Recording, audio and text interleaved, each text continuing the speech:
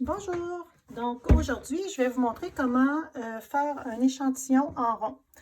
Pourquoi on fait un échantillon en rond? Parce que quand on tricote un chandail top-down ou bottom-up, donc du haut vers le bas ou du bas vers le haut, on tricote en rond notre tricot. Donc on tricote toujours à l'endroit pour faire notre jersey au lieu de, quand on tricote à plat, on fait un rang à l'endroit, un rang à l'envers. Souvent, notre tension est différente de l'endroit et de l'envers.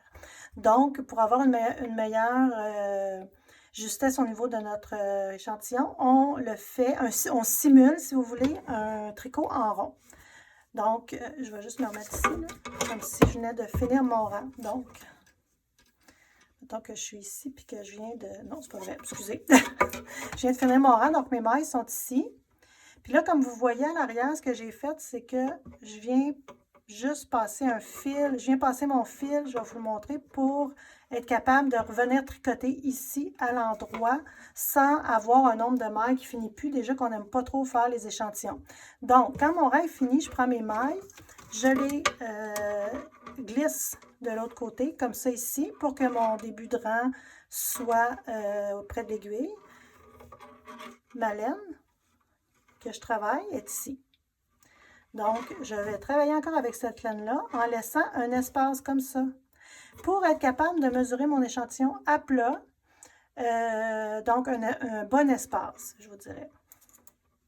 L'autre particularité, quand on travaille nos échantillons en rond, quand on travaille à plat, on vient faire un point mousse au début et à la fin. Le jersey, c'est un rang à l'endroit, un rang à l'envers.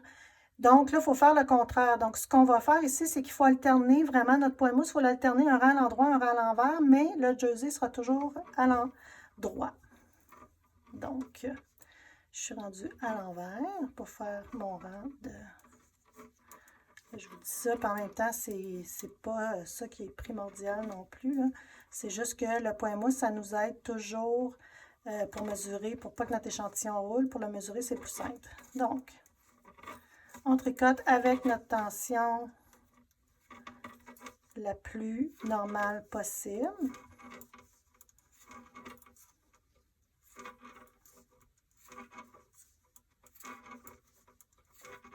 Alors voilà, ici j'ai mes trois mailles de point mousse que je vais tricoter sur ce rang-ci à l'envers.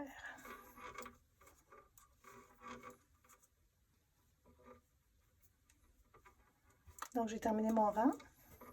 Même chose, je prends mes aiguilles, je tire pour glisser mon tricot de l'autre côté, comme ça ici. Et on voit ici que j'ai des fils là, de différentes longueurs. J'ai pas pris toute la même longueur, alors voici.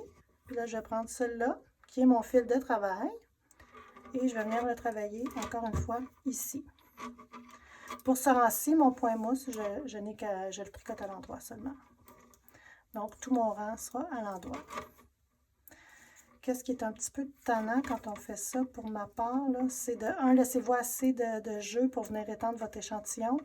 Puis c'est que le début de nos rangs, ils sont, comme le fil est lousse à l'arrière, ils sont pas, les mailles sont un peu lousses, donc il faut leur placer un petit peu tout le temps. Je terminerai, puis il y a une autre façon de le faire aussi, mais je l'aime moins parce que, advenant le cas où on manque de laine, on ne peut pas récupérer la laine de notre échantillon.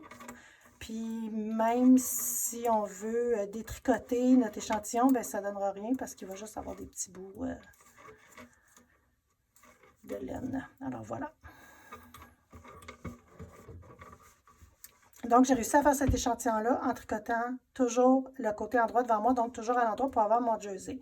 L'autre option, c'est toujours le même principe, sauf qu'ici, quand on prend notre fil, on le laisse plus court, de sorte que quand on va vouloir mesurer notre échantillon, il va falloir couper les fils en arrière. Donc, comme je vous dis, là, on perd toute notre laine à ce moment-là. Donc, à vous de voir ce que vous voulez faire.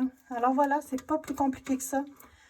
Sans oublier qu'on bloque toujours notre tricot, donc on le mouille et on le dépose pour sécher. On peut mettre des épingles ou les peignes à bloquer sans étirer, là, juste pour le rendre carré, sans étirer notre tricot. Donc voilà, bon échantillon!